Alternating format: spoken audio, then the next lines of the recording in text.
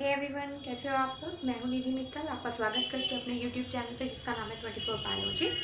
मैं आपको chapter number 2 करवा रही हूँ, बायोलॉजिकल क्लासिफिकेशन। भैया हम लोग पढ़ रहे हैं क्लासिफिकेशन में 5 किंगडम पढ़ने हमने आर.एच. विटेकर के अकॉर्डिंग। आर.एच. विटेकर ने क्या बोला था कि हमारा जो किंगडम है या जो हमारी क्लासिफिकेशन है उसे हमने 5 ग्रुप्स में डिवाइड कर दिया। पहला हो गया मोनेरा, दूसरा प्रोटिस्टा, तीसरा फंजाई, चौथा प्लांट और पांचवा एनिमल्स। हम सबसे पहले पढ़ने वाले हैं, हम सब करने वाले हैं आपके साथ, और वो क्या है हमारा मोनेरा। ठीक है, पीछे नॉइस बैकग्राउंड म्यूजिक कह सकते हो आप, बजेगा बजेगा। ठीक है, क्योंकि अर्ली मॉर्निंग का टाइम है, अर्ली मॉर्निंग भी नहीं है, खैर मॉर्निंग है बट चलो ठीक है। किंगडम मोनेरा के बारे में मैं आपको बता देती हूँ कि ये सबसे पहले क्या है बेटा जी, यूनिसेलुलर। देखो बड़ा आसान है, हमें क्या करना है, एक एक लेवल पे अप चढ़ते जाना है हर किंगडम के अंदर। ठीक है, अब हमारे पास इस किंगडम में क्या है, सबसे पहले वाला किंगडम है, ये याद रखो कि जब लाइफ आनी शुरू हुई थी हमारी अर्थ क्रस्ट के ऊपर तब कुछ नहीं था, बहुत ही ज्यादा हाई टेम्परेचर था। ठीक है, तो उस टाइम पे कौन सर्वाइव कर सकता था भैया, हम लोग तो कर नहीं सकते। हम तो जरा सा 37 डिग्री सेल्सियस से 40 डिग्री भी टेम्परेचर होता ना तो हम लोग सोचते हो कितनी गर्मी हो गई, कितनी ठंड हो गई अगर टेम्परेचर 1 डिग्री या 10 डिग्री सेल्सियस पे चला जाए। चलो एक पे तो बाकी हो जाती है, लेकिन अगर 10 डिग्री पे चला गया, 20 पे चला गया तो ओहो कितनी ठंड हो गई। सर्दियों में हम ठंड में कांपते रहते हैं। ठीक है, तो हम लोग तो डेफिनेटली सर्वाइव नहीं कर सकते इतने हाई टेम्परेचर या इतने लो टेम्परेचर के ऊपर। तो कौन कर सकता है भाई, ये जो वरदान प्राप्त है ये हमारे बैक्टीरिया को प्राप्त है सिर्फ। ठीक है, और इसीलिए हम इनको बोलते हैं यूनिसेलुलर प्रोकैरियोट्स है भैया। ये यूनिसेलुलर मतलब सिंगल सेल, प्रो मतलब पुराना या प्रिमिटिव कह लो। प्रिमिटिव याद रहे ना रहे तो पुराना कह लो कि पुराने टाइप के हैं। ठीक है, कैरियोट वर्ड यूज किया जाता है न्यूक्लियस के लिए, यानी कि इनमें बहुत ही पुराने टाइप का न्यूक्लियस प्रेजेंट है। ठीक है, पुराने टाइप का न्यूक्लियस का क्या मतलब हो गया कि भैया इनके पास क्या प्रेजेंट है, न्यूक्लियस की मेम्ब्रेन ही नहीं है इनके पास। प्रोकैरियोट्स की एक खासियत ये होती है क्योंकि इनके पास न्यूक्लियस नहीं होता है, इनके पास न्यूक्लियस नहीं होता है बेटा, तो इनके पास कोई भी मेम्ब्रेन बाउंड ऑर्गेनेली नहीं मिलेगी। आप सबको थोड़ा सा याद हो, थोड़ा सा आप लोगों ने पढ़ा हो, सेल चैप्टर आपने 9th में भी पढ़ा है, 8th क्लास में भी पढ़ा है। ठीक है, आप सबको पता है कि हमारे जो सेल होते हैं उनमें राइबोसोम्स होते हैं, माइटोकॉन्ड्रिया होते हैं, क्लोरोप्लास्ट होता है। ये सब तो आप सबने पढ़ रखा है ना, क्लोरोप्लास्ट हो गया, माइटोकॉन्ड्रिया हो गया। ठीक है, लाइजोसोम हो गया, जैसे 9th में बहुत ज्यादा क्वेश्चन रिपीट हुआ है कि लाइजोसोम को सुसाइडल बैग क्यों बोला जाता है। ठीक है, a lot of question was repeated. तो ये सब क्या है, आपकी मेम्ब्रेन बाउंड ऑर्गेनेलीज है, और ये सारी की सारी ऑर्गेनेलीज जो होती है बेटा प्रोकैरियोट्स में बिल्कुल भी प्रेजेंट नहीं होती है, तो भूल जाओ। इसके बिना ही हमारा जो मोनेरा किंगडम है या फिर जो हमारे बैक्टीरिया बेचारे अपना जिंदगी गुजार रहे हैं, अपना काम कर रहे हैं, तो हाथ पैर पहले ही नहीं है, ऑर्गन्स पहले ही नहीं है, लो जी ऑर्गेनेलीज भी खत्म कर दी। ठीक है, फिर भी अपनी जिंदगी गुजार रहे हैं वो लोग। ठीक है, तो अब हम पढ़ेंगे मोनेरा के बारे में। मोनेरा को हमने क्या कर रखा है बेटा, 2 कैटेगरीज में डिवाइड कर रखा है। एक होगी आर्की, जो हमने 6 किंगडम सिस्टम क्लासिफिकेशन में करा था कि 2 डोमेन हो जाते हैं। ठीक है, 2 पार्ट्स में डिवाइड है, तो आर्की बैक्टीरिया, और दूसरे वाला कौन सा होगा आपका, यू बैक्टीरिया। आर्की बैक्टीरिया तो भैया ये तो सुरक्षा कवच लेकर पैदा हुए थे। ठीक है, तो ये तो हम बाद में पढ़ेंगे, पर जो आज के टाइम पे हमें मिल रहे हैं, हमें बड़े सिंपल सिंपल से मिल रहे हैं बेचारे यूकैरियोट, सॉरी यू बैक्टीरिया। तो हम पहले यू बैक्टीरिया का स्ट्रक्चर पढ़ेंगे जो हमारे पास है। ठीक है, ये हमारे लाइफ में हीरो भी हैं, आप हीरोइन मानते हो तो हीरोइंस भी हैं और विलन्स भी हैं। दैट मीन्स ये हमारे लिए यूजफुल भी हैं और हार्मफुल भी हैं। ठीक है, हार्मफुल मतलब जो कोई भी हमें जो बैक्टीरियल बीमारी हो रही है, जैसे टाइफॉइड हो गया या कुछ भी हो गया, तो वो सब किसकी बदौलत हो रही है भैया, इन्हीं की बदौलत हो रही है। और जो हमें बेनिफिट मिल रहे हैं वो भी किसकी बदौलत मिल रहे हैं, ये हमारे प्यारे प्यारे से यू बैक्टीरिया की वजह से मिल रहे हैं। ओके, आज मैं आपके साथ डिस्कस करने वाली हूँ यू बैक्टीरिया, या जनरली कह सकते हो कि बैक्टीरिया का स्ट्रक्चर डिस्कस करने वाली हूँ आपके साथ। मोनेरा को याद रखना, मोनेरा की अच्छी खासी पहचान बैक्टीरिया है। बैक्टीरिया वर्ड तो आपने सुना होगा ना, इसे छोटे छोटे माइक्रो ऑर्गेनिजम्स में आते हैं ये हमारे पास, हम तो देख भी नहीं सकते बेचारे। ठीक है, अब शेप देखो इनकी, भैया ये तो अलग अलग शेप्स में एग्जिस्ट करते हैं। अब सेल है तो एक शेप में तो एग्जिस्ट करने से रही है, तो हम सोच ही नहीं सकते कि एक शेप में एग्जिस्ट करेंगे। सबसे पहले कुछ गोल गोल होते हैं ऐसे करके, कुछ रोड शेप होते हैं। ये क्या हो गया आपका स्फेरिकल शेप। ये कौन हो गए भैया आपके रोड शेप। कुछ स्पाइरल से होते हैं, सांप जैसी सी शेप के, इसे हम बोलते हैं स्पाइरल शेप।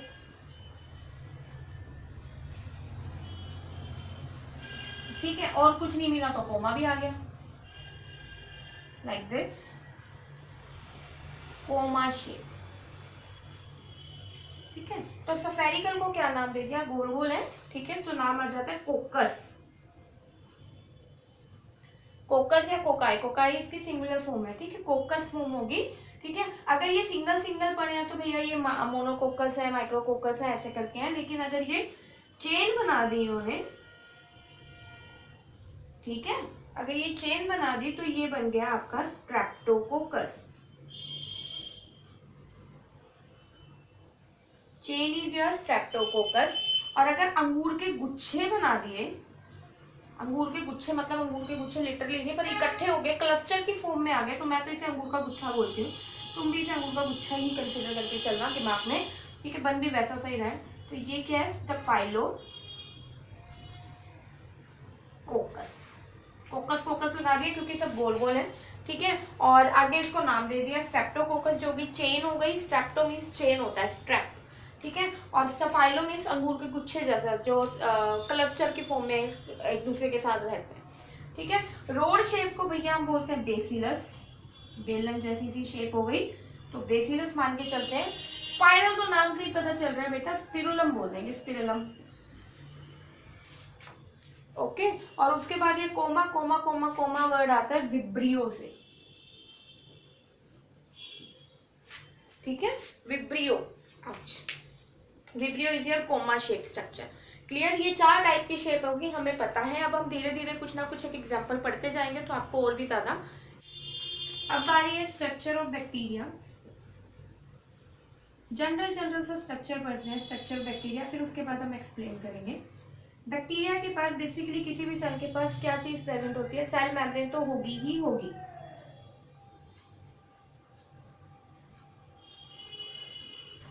ये होगी भैया इसकी सेल मेम्ब्रेन।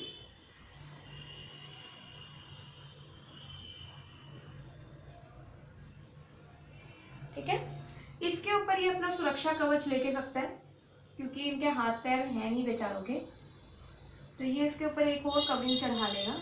लेकिन लाइन सीधी नहीं लग रही है। ठीक है, इसको हम बोलते हैं, बड़ा सा लिखते हैं, सेल वॉल।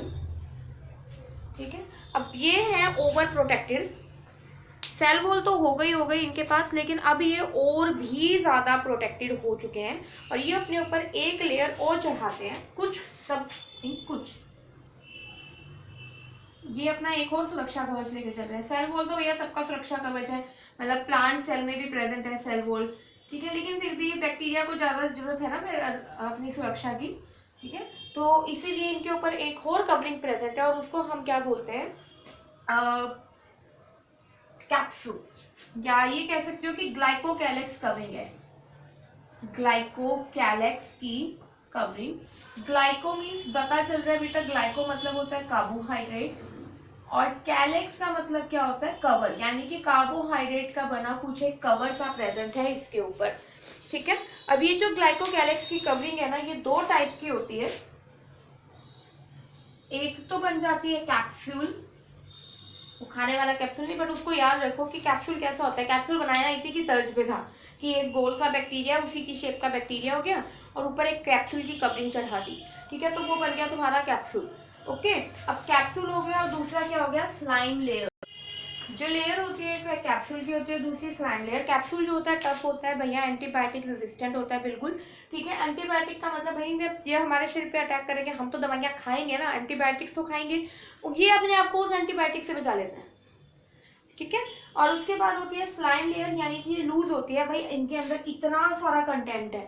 ठीक है, अभी अगर लीक हो गया, मान लो कहीं से छेद हो गया, कहीं से लीकेज स्टार्ट हो गई तो इनका अंदर का सारा कंटेंट तो बाहर गया, और इनका अंदर का कंटेंट ही क्या होता है भैया, इनकी जिंदगी होता है। मतलब कि जो लिविंग कंटेंट है सारा का सारा एक सेल के अंदर, वो साइटोप्लाज्म वगैरह ही तो है। अब अगर साइटोप्लाज्म ही नहीं रहेगा तो क्या ये जिंदा रह पाएंगे? अंडरस्टूड है, नहीं रह पाएंगे।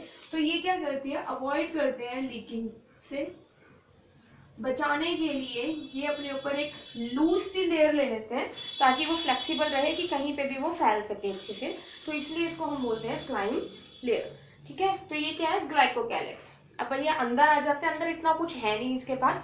ठीक है, पर एक बहुत इंपॉर्टेंट स्ट्रक्चर है, इनके जो सेल मेम्ब्रेन है ना वो इनफोल्ड हो जाती है कहीं से भी।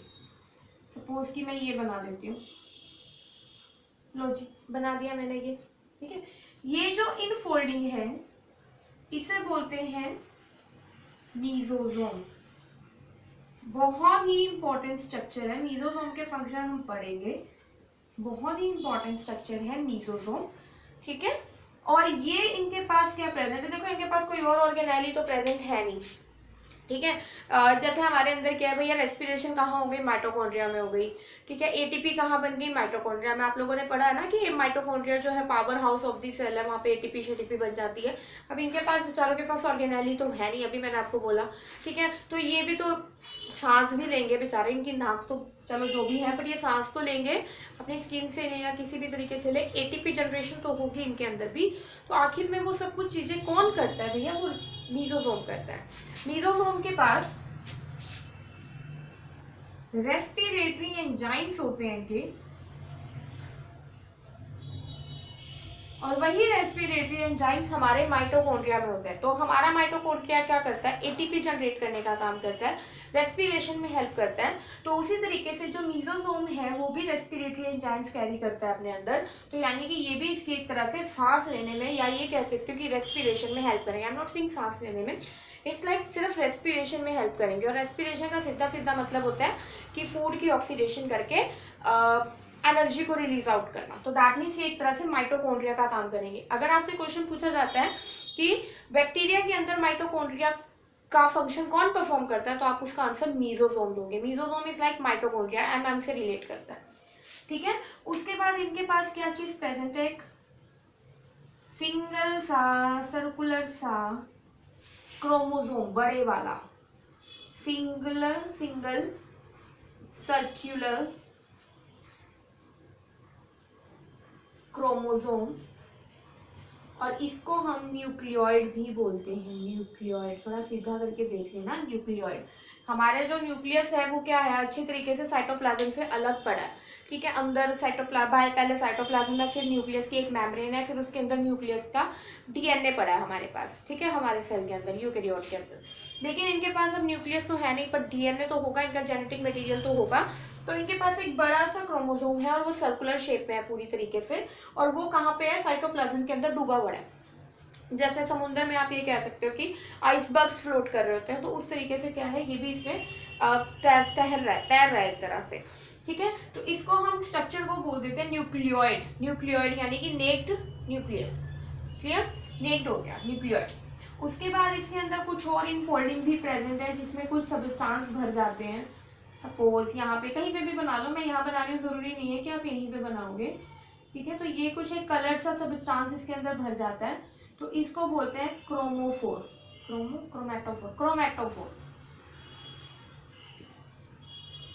क्रोमैटोफोर का काम क्या होता है, कलर्ड सब्सटेंस फिल हो जाते हैं इसके अंदर। कलर्ड सब्सटेंस, जैसे भैया प्लांट्स के पास क्या है, कलर्ड सब्सटेंस, क्लोरोफिल है। ठीक है, तो क्लोरोफिल यानी कि जो क्लोरोप्लास्ट था उनका, उसमें क्लोरोफिल था। अब इनके पास कोई क्लोरोप्लास्ट तो है नहीं, ऑर्गेनेलीज नहीं है, तो क्लोरोप्लास्ट इनकी किस में कन्वर्ट हो गए, क्रोमैटोफोर। देखो ऑर्गेनेली नहीं है, लेकिन अपनी एडजस्टमेंट इतनी अच्छे तरीके से कर रखी है। और यही चीजें बाद में आप ये कह सकते हो, ये सबसे पहले आया था ना, तो मीजोजोम ही बाद में कन्वर्ट हो गया भैया माइटोकॉन्ड्रिया में, क्रोमैटोफोर ही कन्वर्ट हो गया बाद में क्लोरोप्लास्ट विद इवोल्यूशन।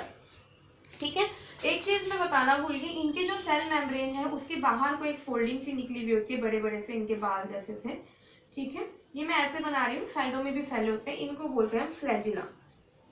इनकी टांगे कह सकते हो आप, ये इनको चलने में मूव करती है, आगे की तरफ जहाँ पे भी फ्लैजिला होगा उस तरफ मूवमेंट करने में हेल्प करती है।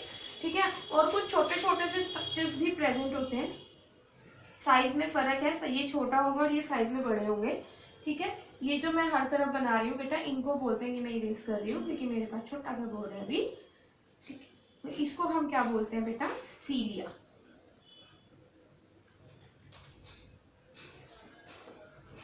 सीलिया ये हो गया बड़े वाला फ्लैजिला, और ये जो छोटे से वाला हो गया ये हो गया सीलिया। सीलिया उसे अपनी ही जगह पे मूव करने में हेल्प करता है कि थोड़ा सा इधर हो गया या थोड़ा सा इधर हो गया, लेकिन फ्लैजिला इसे प्रॉपर आगे लोकोमोशन में, cilia is helping in movement, movement in the sense जैसे मैं अपना हाथ हिला रही हूँ तो ये मूवमेंट हो गई, ठीक है। और लोकोमोशन का मतलब जब हम चल के कहीं पर जाते हैं तो वो लोकोमोशन हो गई। तो ये फ्लैजिला क्या करता है, लोकोमोशन में हेल्प करता है, और सीलिया उसकी मूवमेंट में हेल्प करता है, ओके। कुछ और भी चीजें प्रेजेंट होती हैं, क्या होती है, हाँ छोटा सा आरएनए भी प्रेजेंट होगा। भी डीएनए है तो आरएनए बनना लाजमी है, डीएनए और आरएनए का तो रिलेशन है, डीएनए और आरएनए एक दूसरे के बिना कोई काम नहीं कर सकते, ठीक है जी। और क्या चीज प्रेजेंट होती है इसके अंदर, हाँ छोटे छोटे से राइबोसोम्स भी प्रेजेंट होते हैं, दीज आर राइबोसोम्स। प्रोटीन तो चाहिए मैंने, हाँ राइबोसोम एक ऑर्गेनेली है, मैंने अभी बोला था कि इसके अंदर ऑर्गेनेली नहीं होती, पर मैंने ये बोला था भैया मेम्ब्रेन बाउंड ऑर्गेनेली नहीं होती है इसके अंदर, लेकिन इसके पास सिंगल मेम्ब्रेन ऑर्गेनेलिस जरूर होती है, और ये राइबोसोम जो है इसकी सिंगल मेम्ब्रेन ऑर्गेनेली है, ओके जी। और जैसे अब इनके पास ना, इनको भी कुछ छोटी छोटी चीज़ें इकट्ठी करने का शौक है, जैसे छोटे छोटे बच्चे नहीं करते या हम लोग नहीं करते कि कोई चीज़ पसंद आ गई उठा के उसे अपने बैग में रख ली, या उठा के जैसे छोटे छोटे बच्चे कोई पत्थर पसंद आ गया बाहर से खेलते खूलते तो वो उठा के ले आए, या मुझे शौक था पेन पेंसिल वगैरह कलेक्ट करने का, तो मैं पेन पेंसिल अपने पास रखती थी, ठीक है। अब नहीं रखती, अलग बात है, ठीक है। तो वो उसका मुझे बहुत शौक था, पिक्चर्स कलेक्ट करने का मुझे बहुत शौक था, तो मैं वो अपने पास रखती थी। तो हमारे वो शौक तो ऐसे ही होते हैं, लेकिन इनके पास जो है कुछ इंक्लूसिव बॉडीज प्रेजेंट होती है, इनके पास भी कलेक्ट करने का शौक होता है इनको, ठीक है। और इसे हम बोलते हैं इंक्लूसिव बॉडी। आप सबके क्या क्या शौक हैं, छोटे होते क्या क्या शौक थे वो बताना मुझे, ठीक है, कमेंट में। इंक्लूसिव बॉडीज क्या होती हैं बेटा, ये एक तरह से इनका स्टोर हाउस है, ठीक है। हमारे पास स्टोर हाउस हमारा क्या है, किचन है ना, हमारे घर में किचन है या हमारे घर में फ्रिज है, हम उसमें स्टोर कर लेते हैं। ये किस में स्टोर करेंगे, जैसे इनके पास क्या क्या स्टोर हो जाता है, फॉस्फेट, क्या स्टोर होता है, carbohydrate, you can say phycocyanin starch, हाँ फाइकोसाइनिन स्टार्च। जैसे हमारे अंदर क्या है, ग्लाइकोजन स्टोर हो रहा है, प्लांट्स के अंदर स्टार्च स्टोर हो रहा है, तो इनके अंदर भी स्टार्च स्टोर होता है, पर उस स्टार्च का नाम हो गया फाइकोसाइनिन, ठीक है। मतलब स्टोरेज का काम शुरू से चलता आ रहा है, इकट्ठे करने की आदत शुरू से, तो इसको हम क्या बोल देते हैं, हमारा इंक्लूसिव बॉडीज, स्टोरिंग बॉडीज भी कह सकते हो आप इनको। और कुछ और भी प्रेजेंट है इनके आरएनए, ये आरएनए सिंगल पड़ा है, राइबोसोम अलग पड़े हैं, लेकिन आरएनए और राइबोसोम एक दूसरे के साथ कलेक्शन में भी पड़े होते हैं, अलग सा फंक्शन परफॉर्म करने के लिए, ठीक है। तो इसे हम बोलते हैं, काफी सारे राइबोसोम एक साथ एक स्ट्रिंग पे लगे हुए हैं ना, जैसे माला बनी हुई होती है मोतियों की, ठीक है। तो इसको हम बोलते हैं पॉली, पॉली मतलब काफी सारे सोम, वैसे तो पॉलीराइबोसोम बोला जाता है कि काफी सारे राइबोसोम जो है वो एक पे, आप पॉलीराइबोसोम लिखोगे तो भी चलेगा, लेकिन हमें आदत है शॉर्टकट करने की, हम व्हाट्सएप पे भी हम करते हैं या कहीं पे भी हम लिखते भी हैं बच्चे आजकल, तो शॉर्ट फॉर्म यूज करना स्टार्ट कर देते हैं, ठीक है, वो अपनी लैंग्वेज बना लेते हैं कोई ना कोई। तो उसी तरीके से इनकी भी हमने शॉर्ट फॉर्म कर दी, पॉलीराइबोसोम था, राइबोसोम को हमने छोड़ के पॉलीसोम बना दिया, है वही चीज, ठीक है। अब ये जो है ये इसका पूरा का पूरा स्ट्रक्चर हो गया, और ये साइटोप्लाज्म कंटेंट को मत भूलना, डॉट डॉट डॉट लगाते रहना, वरना खाली सेल अच्छा नहीं लगेगा। ये हो गया इसका साइटोप्लाज्म, कहाँ लिखूं साइटोप्लाज्म, यहाँ लिख देते हैं, ये हो गया इसका साइटोप्लाज्म। सो बेटा this is the structure of bacteria. I hope आपको ये स्ट्रक्चर बहुत अच्छे से क्लियर हो गया होगा, ठीक है। अगर आपको ये समझ में आ गया तो प्लीज़ लाइक कीजिएगा, और इसके बाद सब्सक्राइब भी कीजिएगा, शेयर भी कीजिएगा, ताकि ज़्यादा से ज़्यादा हमारी जो फैमिली है वो बढ़ सके, ओके जी। टिल देन पढ़ते रहिए, हंसते रहिए, खेलते रहिए, मुस्कुराते रहिए और खूब सक्सेसफुल बनिए। All the very best.